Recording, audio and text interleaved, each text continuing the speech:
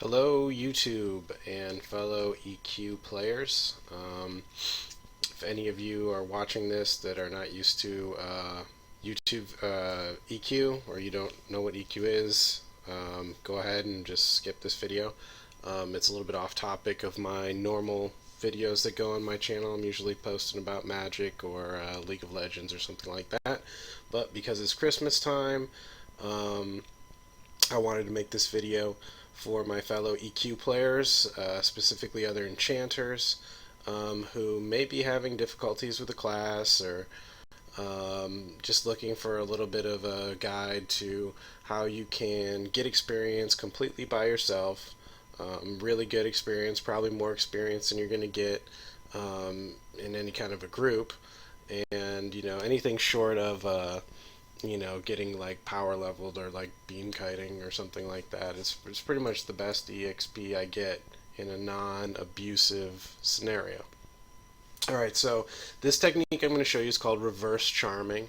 If you know about this already, then still watch the video, because you might pick up a few pointers, or see a few different things that you can do differently. So what I'm going to do here is just the bare bones version, because I want to show you guys that here, I'll just take off all my buffs. I want to show you guys that you don't need a whole lot here, okay? Now I will go ahead and put on my the buffs that you can get from your merc. And I'm just going to self-buff here, is what I'm going to start with. Just, first things first, just self-buff. If you don't have a cleric merc, you can get clerics, buffs that last a long time. But the most important one is the Blessing of Fervor. It's not, the spell haste one. It's not the Certitude, or, whatever your level equivalent is. The most important one is the spell haste, because that's the one that affects. You shouldn't be getting hit. If you're getting hit, something is probably going wrong. So I'll try to give you a guide here that you can use at any lower level. You just pick a zone that your charm works in, and this technique will work in any level. So I've got my cleric buffs here. You don't strictly need them. I can definitely do it without any buffs at all, cleric or self, but I think most people have the J5 cleric, so or even just any tier cleric, so I don't think that's asking too much. So I'll put on my self buffs. I have Veil of Mind Shadow, and it's maxed out. I don't know if I should put that on or not, but the most important one is the Phantasmal, or the Unity rune.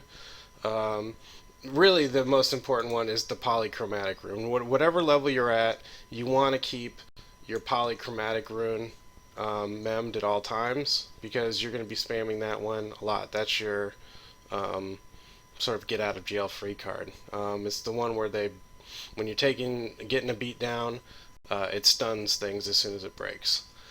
So you've got that up. That's the most important one. I'll throw on my Veil of Mind Shadow. You don't have to have yours maxed out for this to work. I shouldn't be getting hit, so. But like I said, safety is always good. I'll go ahead and give myself a little clarity. I'm not, by the way, I don't have raid gear or anything like raid gear. I have only group gear. I don't know how I can show that, but this is all just group gear here, guys. I mean, it's, goodish group gear. It's, close to the best you can get, but I'm just going to stress that you do not need group gear. I won't be getting hit, and I will not be losing a lot of mana. So, that's the two things. You can maintain this for long periods of time. So we'll go over my spells that I've got chosen here. After you get yourself buffed up, it's time to start preparing for your charming expose. The main thing you want to do, I'll show you. I'm in Plane of Shadows here. I'm in this this area right here. Is my haunt. There are better areas. I talked to the local beam kiter who they go over that wall there, and they sometimes take around here, but he's taking a break, so he's letting me show this off. But you can use this technique in other places in this zone or in any other zone where you have a bunch of blue mobs, and that's the thing. You want non-summoning rootable blue mobs, and that's not a huge task, but you might have to look around depending on what level you are. If you have a question about where you should go, post it in the comments or send me a message somehow. um, just post it in the comments of this video and I'll tell you where I went, because I've never had a scenario where I didn't have a place to get great experience. Um, so this is Plane of Shadow. I have great success doing it here. It's extremely high EXP in this zone. I have, just for the record, that many AAs. I get about 1 AA per kill with lessons running, or it's like 1.2 per kill with lessons running, and like 55 or so percent per kill, which is pretty great at that amount of AAs, which is not a ton, but it's I'm not getting any bonus, so that's the thing. If you have like 1,500 AAs, you're gonna get a ton. You're gonna get 2 and 3 AAs per kill doing this. And I have a ton of AAs, but I will not use very many of them because I want to try and show you guys the most bare bones way of doing it. And then as you get practice with it, you can find different A's that help the technique out a lot. One of the nice ones is Edict of Command. If you have that maxed out, it makes nice if you're going to plan on staying in one area and just reverse charming for a while. You can put that on your buzzsaw pet, and that will allow you to cast a haste on him, because it doesn't have the built-in haste like your regular charm does. So with that said, I'm going to jump right in here. I'll go ahead and use this one. I usually use that dude right there, who sort of pats around. In fact, I guess I will use him since he's kind of like right in the middle, and that's sort of important. You want your initial charm, that your buzzsaw, your pet killer, if you will, to be somewhat surrounded by your potential pets. So he's right there now. So what I do is I lead with Greater Fetter. Alright, so he's rooted. I tash him. I charm him. Alright, I'm going to go ahead. I didn't have all of my spells memmed here. So you want to memorize Wondrous Rapidity, and you cast that on your pet. Why Wondrous Rapidity and not the higher? Because this is the highest pure charm that you're going to get. Let's see if that adds. I don't think that'll add over there. No. So that's the highest pure haste that you can get on him. And your new charms, if you're doing this at a higher level, the new charms come built in with haste. So those nice haste won't stack on there. The idea is when you break the charm here, now he's got haste on him. So I'll break it. I'll blur it. You can have your blur memmed if you don't have the AA. I have the AA. Highly recommend that one. Alright, so it's time to kill some. So now this guy right here, he is my pet killer. Alright, and you can shrink him down. You can use Tiny Companion to shrink him down if you're in a scenario where you get confused at who's your pet and who's your pet killer. So you can illusion him or something like that with Night's Dark Terror. But in the meantime, I'm going to tash that one that's there. Now, I have a tash stick, but I'm not going to use it. I'm just going to use the regular tash so that you guys can get the feeling for it. So I'll tash him, back up a little bit, and cast my Impose. I should be able to get the Impose off before he swings at me, and I do. And then I sick him onto the pet there, or onto the pet killer. Now, here's a trick here, and a lot of people will not know this. You spam sit. Okay? Now, if you don't spam sit, he will do damage, but you don't really care about hurting your buzzsaw too much because you're going to heal him anyway. But the most important thing is if you spam sit like this, it takes every round is max damage on him. So you see how fast my pet is dying. And that's a good thing. You're not trying to keep your pet. Now, periodically, you might want to refresh your root. I have max. I'll go over the AAs that I feel like are really important. No AAs. I'm not going to use any AAs here that you might have to feel like are critical. But the strong root one, the grasping root, that's highly recommended. So when he starts getting low, I invis myself. I cast my chaotic mez. It's going to land because he's tashed, and then I mind cleave him. And that usually kills him in one shot. You might want to run your mana reverb board just in case. Alright, and then I use my memory blur on him. So enhanced forgetfulness and strong root. I would say enhanced forgetfulness. You should have that. That should be a goal much earlier on before this. So for this, I'll show what I got. The tash stick. What I like about the tash stick is you can do it. You don't have to move or anything. You can get him caught, and it's quicker. You can do it at closer range, I should say. So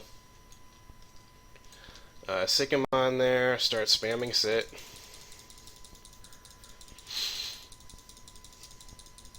So you see, it's very, very easy. I use almost no mana. They die very quickly, and if done right, you'll never get hit.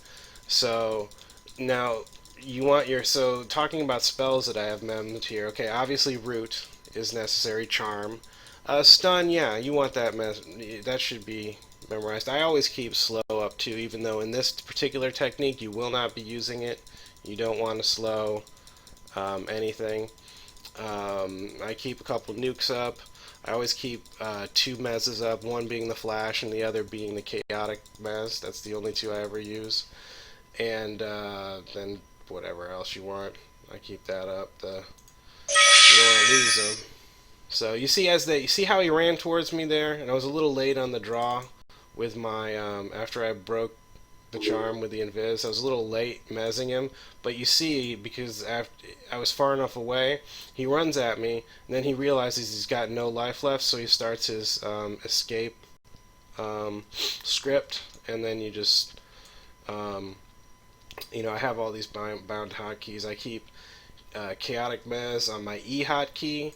I keep quick the flash mez on my Q hotkey, and yeah, that's pretty much how I do it. So my first mez is always my flash mez, because that always works. It's the fastest cast. It's completely reliable. My second mez, like in a crowd control situation, would be my chaotic, most likely. Maybe the night stasis, it depends. Okay, so I'll tash, put with tash. If you have the tash stick, you spam the charm after that. If you just want to use your regular tash, go ahead. You just have to stand farther back and back up afterwards. I highly recommend the tash stick. Let me inspect it for you here. It's the Ladies Entreaty. You get it right here in Plane of Shadow. Oh, I also have I'll go over that too. I've got a couple of audio triggers. One set up to alert me when my charm breaks. You've heard that chime a few times already now, so that was pretty obvious. I've got another one set up for when my root breaks, so I know without reading any text exactly what's going on. You see, and then if you memory blur the buzzsaw, the pet killer, in between each of your kills, he will heal himself up. And also I like to do that because it adds an element of safety to it. You blur him in between each time while he's healing. If the root breaks, he's not coming at you. So whatever small amount of seconds that you're saving by not memory blurring him, you're losing in the potential if he comes at you. See, I don't even need to mez him or anything there. He's only at 1%. So you can get good at it, and you try. And I usually make 6% the cutoff. 6% is the cutoff of where I'll invis. So these Boots of Mosquito are great for breaking charm. If you don't have them, just use your perfected invis. It's pretty fast, but Boots of Mosquito, highly, highly recommended. So there is some gear that makes this good. You can get those Boots of Mosquitoes. You can camp them yourself very easily at low levels. Alright, so I just hit him with regular tash there. still can charm him pretty easily. I think it's a little easier with attached stick. You just stand flat-footed, as I call it. Just stand still and spam both skills, and you always get it. But like I was saying about the memory blur in between each kill, you want to do that because if he breaks like while you're off getting your next pet, you're gonna spend some time fussing around with rerouting him, and maybe it's like right in the middle. It could be a bad timing situation where you're trying to charm something and he's running at you, beating you, possibly interrupting your charm and stuff. It's not worth it, you know. So it's just a good habit to just blur him every time in between until you're getting ready to. Yeah, see, he broke that. That little chime you heard there is him breaking root. So just reroute him.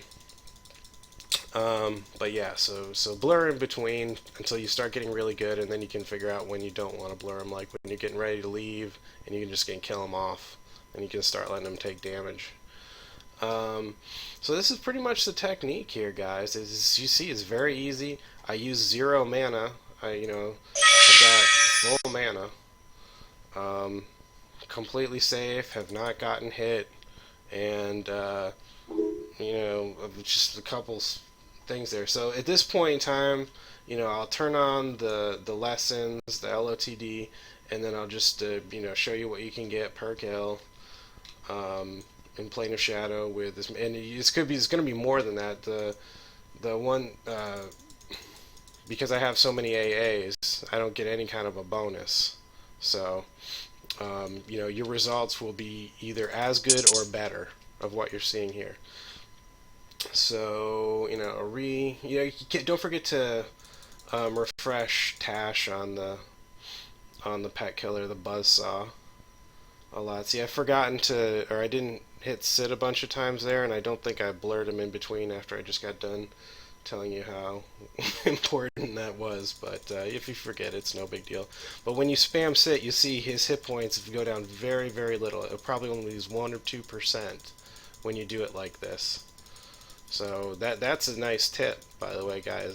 That's a tip that you won't get from many other places, but I like to share my findings. You see, it's not going down at all. He's stuck right at 81. He'll probably go down to 80 maybe, because he will get a round in every now and again. He ends up getting through a round. But if you spam it like this fast enough, you should never get a swing on the pet killer. So it's at 6. Go ahead. Sometimes when you break the charm, he stays stunned, so don't be confused. Like, what's going on? Why is he just chilling there? Alright, so I'll blur him. He can heal up. I forgot to pop my lessons, but if I pop my lessons, I get approximately 1.25 AAs per kill here off those rocks. A little bit less off of the bats and things that you might be forced to deal with, but the bats don't aggro you, so you can just sort of get them after you get done getting all the rocks, is what I do. And there's plenty of places in this zone to use this technique with. There's lots of blues, and none of them summon. That's what you're looking for. And I've got more spots in other zones at level 100 that I do it at. I do this in Chelsea. There's some nice spots. Those gators around in Chelsea, that's a nice spot there. There are some spots. Let's see, where else was I messing with this in the new expansion? Not so much in Neriak. Which Neriak, you can solo there pretty well, but not in any kind of a reverse charming. It's a different technique you must use there. And it's great if you're camping something specific in Neriak, but if you're just after pure raw EXP, this is the technique you want to use, and this is the zone you want to do it in. This is pretty much it. So I'll pop my, where's my lesson? There it is. I'll pop my lesson for this. I'll just refresh his route. Target my pet. Sit a couple times. Alright, so you can see how much you get per kill. So I got my next one. I should get 2. I should get 2 points because it's well over 1 per kill.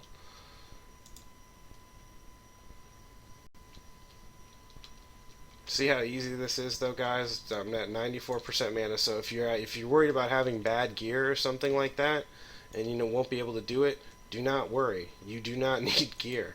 Enchanter is probably the least gear dependent character in the entire game. It's completely skill dependent. And I'm not saying what I'm doing here takes a lot of skill, but it just takes some practice and some knowledge of the character, the class and what they can do and what they can't do. Um, you just refresh your charm and root, or refresh your root and tash on the pet killer every now and again. You spam your sits. You can walk around while you're spamming sits. So you could be like, I usually do this. Like I spam the sit while I'm looking to see where I'm going to pull my next pet from. And the other really nice thing is that this technique is completely safe, okay? And why it's so safe is because, when you're doing other types of charming, like swarm charming and just like regular old vanilla charming, your pet is the most dangerous piece of the puzzle there. In this case, my pet is the least dangerous piece. In fact, he's the one I want to die, and my most dangerous piece is the rooted mob. So you see the danger is very, very low. The threat level is low. All you have to do at worst case scenario is you're dealing with an unhasted, no weapons pet like that coming at you. And you have a lot of tools to do it. So here he broke. I'll just flash mez him real quick. I'll reroute him. And I will try and make that happen. Yeah, I should be able to get that. Okay, so I'll show you a nice little trick. You can get this bad boy here. It's called Gorilla Wrangler Staff. You can get this bad boy for free from a mission in, I think it's called not the Serpent Spine, the Buried Sea or something. Anyway, I'll figure it out. And anyway, you get it for free. They give it to you. This is the best, absolute best mez breaker.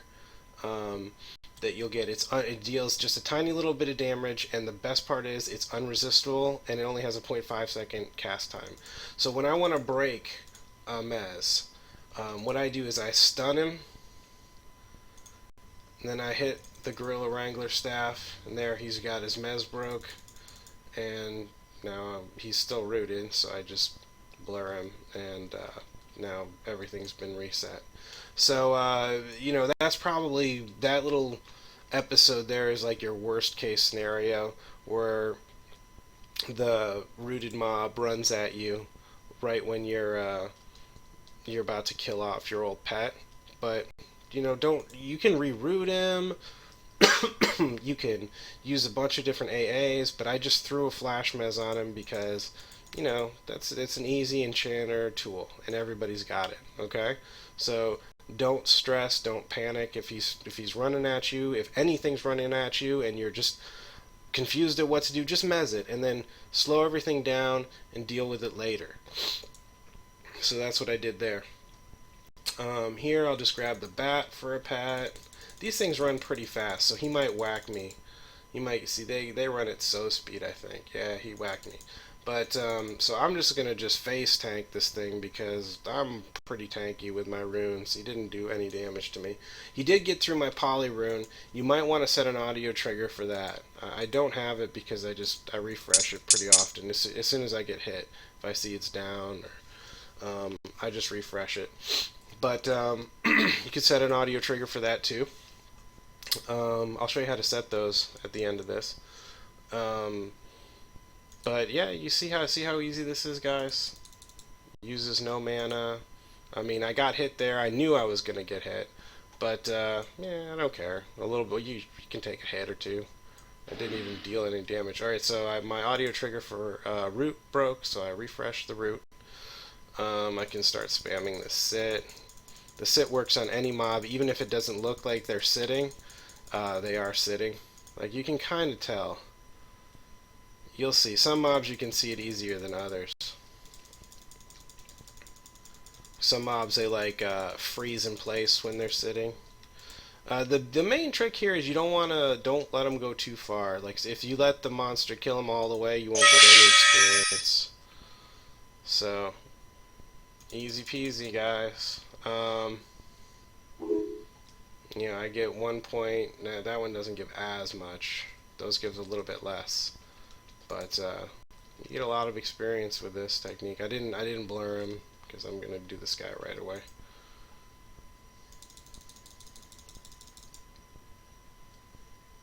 So that's a respawn actually. So now I did not, because I'm doing this video, I wasn't going as super fast as I might have been, but you know, let's see. I've gotten, when it was double EXP and I was just trying to max everything out and do everything as fast as I possibly could, at double EXP with lesson on, I got 52, and there was at least 2 or 3 that I could have gotten, that I was like, I could have gotten at least maybe 4 more AAs. So I would say 56 is not an unrealistic number, which is pretty damn good for 20 minutes, or 20 for 30 minutes. Um, so I'll just do a couple more of these. Actually, this will be my last one. Now I'll do one more after this, and I'll just kill him.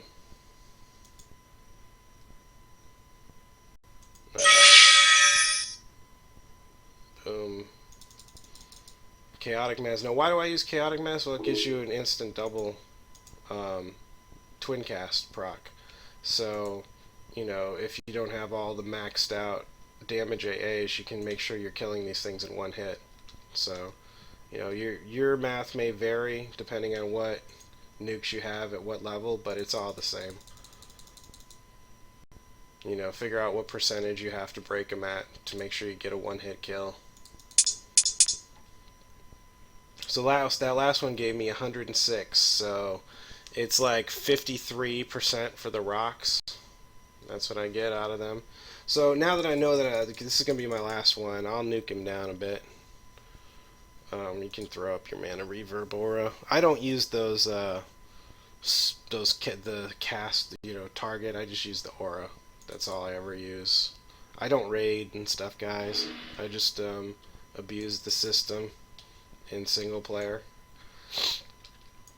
I have no need for that for raid gear. The only thing raid gear does for me is be able to take on raid targets, and it trivializes the group content. You know, it's no fun to be camping and exploring, and you know, you can create some great adventures for yourself with meaningful, rewarding, you know, gear at the end. If you don't have raid gear. So he'll run away. I know he will. I don't even have to mez him. I know that my Mind Cleave will take him out. Okay, so when you want to finish off something like that, it's got 11. I just mez him. Like, even though he's rooted in place, I just mez him. And that gives me 2 free twin casts, so I have to take him down. So, you know, 9 minutes in a very comfortable tutorial video. I've gotten, I don't know where I started. I can't tell what I was doing at that point. At least 9 or 10. And you should be able to get a solid 30. You know, at a minimum, you should be able to get 30. You know, if you figure 1 AA per minute is not unrealistic. And if you got low AAs, you're going to get way more than that. It's a really good technique. So, that's pretty much it for this area. I will go show you a couple other areas that this works at in this zone specifically. A nice little hotkey to have is for hide looted, so you can sort of I'll just sort of clear out here and see if I got any. This is the only way I make money here, guys, so you know, I have to loot those gems. Gotta get that gem loot. Doesn't look like I got too many. Sometimes they drop those purity ogs. I've gotten a few of those out of this zone, actually. Check the bat. What's Mr. Bat got? Nothing. That was a pretty slim loot pile. So I'll go show you another quick throw my group or my lev and my invis. show you another spot that I go to. This is the spot that I go to more often than not. This next one I'm going to show you, because usually, like I said, there's those beam kiters and they take all of these. And good luck trying to tell them not to take some stuff. If your server's anything like mine. Happen to be, I know the dude. I've he's seen me here doing my thing plenty of times enough, so he doesn't mind. And I've gone the wrong way, haven't I? Yes, I have. Okay. I have mounts. I don't use them. I don't recommend you use them when you're doing charming stuff either. You're gonna get interrupted way too much. So learn to do it without mounts. Okay, this is the other spot. They don't come over that wall. Usually the beam kiters, this is the barrier for where they just get all the other ones that are inside this. They go for those. Usually don't mess with anything out here. So there's enough here at the rate that I kill at to keep me pretty much busy. I usually have to get into the bats if I'm going real quick. I'll get all the rocks from this area, and I use that guy right there as my pet killer because he's in kind of a nice central location. So he's pet killer, and I get that guy. There's a couple. There should be one there's one right here. There's one behind a rock right here. Yeah, there he is. Okay, so then I get that one. So that's 3 there. There's 2 more there. That makes 5. And there's 6 right there. Then I get that beetle for 7. I go up here. There's some bats that hang around up here. Oh, there's another one. That's 8 right there. I grab a bat or 2, 9 and 10.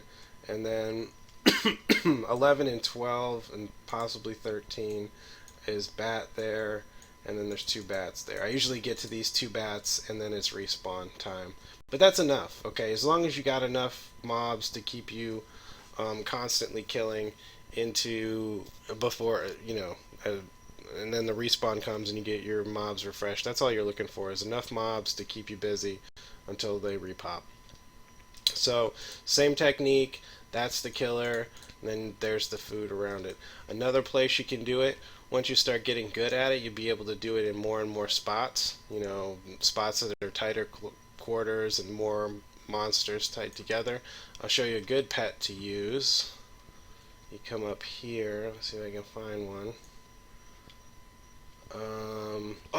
Let me tell you something here, guys. Don't move your pet killer. Wherever he spawns at, that's where you leave him. Don't try and drag him around and move him to a different spot and then root him in place and keep him rooted. I'll tell you why. Because when you blur him, or sometimes when you just mez him, they will warp back to their original spawn point, and it can just drive you insane. It happens. It will happen. If you have something moved away from the point it spawned, and you just sit there and blur it over and over and over, like maybe it's like 1 in 8 or something that they'll port back, but it grows annoying. So you're better off just picking a mob that's where its home is. So here's another pet. So this would be like a perfect central location. So I would charm him, and I'll show you a nice little technique here, guys. I won't use my Edict of Command or anything. Alright, so as soon as I hit that, I'm going to get aggro from a bunch of other things. So what I do in this scenario is I don't bother with Tash, because that's going to just slow me down. I hit him with Charm, and then as soon as it hits, I hit myself stasis, and he broke already. But I got him out of the way, and that's what you do though, and you can do that with friendly stasis too. So I'll do it again just to show you guys how it works. If you have Edict of Command, this is a great one to do it on. I guess I'll just show you. No, I'll just do the regular charm. I'll just do it again. You probably won't break that early again. So I'll cast it on him, target myself, and then I friendly stasis. Alright, so that leaves me, and I click off the friendly stasis and drag him away. Drag him away from those guys. Okay, so you fade. I call it fading. Alright. Oh, something's on me here. Just attack that. Then I just mez that. Oh boy. Alright, so Beam of Slumber is my get out of jail free card. So now that I got a scenario where I can work with this dude, I tash him, I recharm him, and I haste him, and then I blur this thing. Alright, so there's going to be a lot of blues around here that you can use. These guys are all blue, all the Octavians in this area. I think pretty much everything is blue in this area, so this is another good spot. Nothing summons, so I'll just guard him right there. I'll put my Phantasmal Unity back up. Actually, I'll probably stick him. So I'm not putting him right in the spot where he spawned. I'm putting him close to there for now until I clear out that area. So I'll stand right on top of him. He's got Tash on him, so I'm not worried too much. So I'll break my charm. He's gonna get stunned. I root him in place. Oh hell! Let me just be careful here. Last thing I want to do is show you guys how to do something and end up dying. So he's rooted. I blur. Yeah, okay. So, and he's also non-aggro. All of these guys are non-aggro. The only ones around here that are aggro and that should be your first target are those little balls. Those little, whatever, Storm of Light and Darkness, the 2 balls. It's like the cheapest mob model ever. If you get low, just pop your mark out. Let her heal you up real quick. That's what I do. You know, you don't have to have every merc, but I would highly recommend most people to have a cleric merc. If for nothing else, for that spell haste buff. It's all about that spell haste. Alright, so I let her heal me up, put her away. I'll use this guy here. I'm just going to dry charm him. That's what I call it when I charm without tashing. And I send him on that. Now, why is he a good pet? He dual wields. He naturally has dual wielding. You can't give him weapons, but he absolutely is dual wielding. If you're to look at the combat spam, he slashes instead of hits. That means he's dual wielding. Also, if you pet him, if you charm him, and then you cast an illusion on him, the weapons carry over. That's how that's the true test. If you want to check if something's actually dual wielding the weapons that it shows in its hand, if you cast an illusion on him and the weapons carry over, that means they are treating him as weapons. Okay. In any case, just make sure he's nice and rooted. And if they're dual wielding, they deal a lot of damage really quickly. As you can see, that guy with haste and the dual wield, he's tearing my pet to shreds, and that's what you want. That's like your DPS. His DPS is your DPS. So, you know, there you go. I mean, that's the technique, guys. So I'll kill him. I'll blur that. Let him heal up. Get him out, and then I'll start pulling these dudes out of here. You can get these little piles of shadow. There's a dude that hangs back here who's aggro. Yeah, that guy right there. So this is another nice little spot that you can use. And there's a bunch of these spots around here too.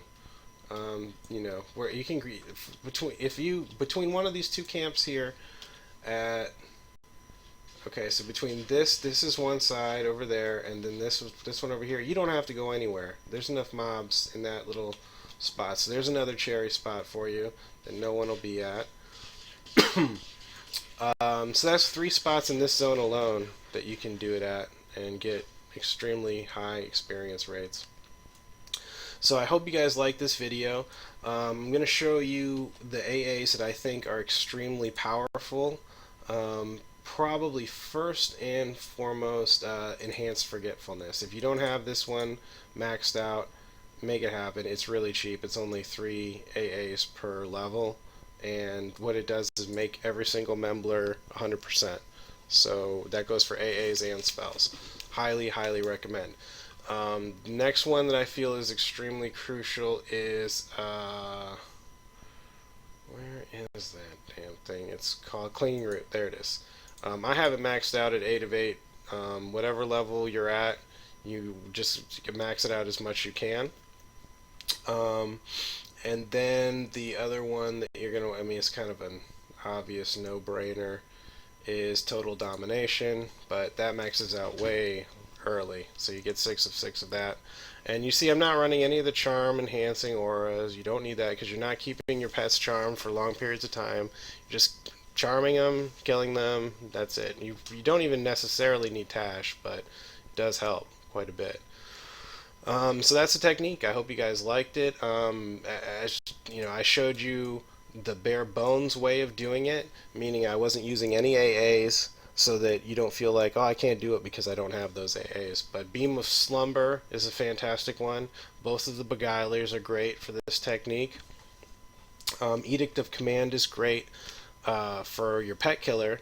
The reason is because, here, I'll show you. See, I'll Edict of Command this guy. Actually, not yet. Hold on. The first thing I'll do is root him. No, he would. Alright. I'll root him now. Keep your, see, anytime your Phantasmal Unity goes, put that back on. Okay, so he's rooted. He's tashed, I think. I'll throw my Edict on him.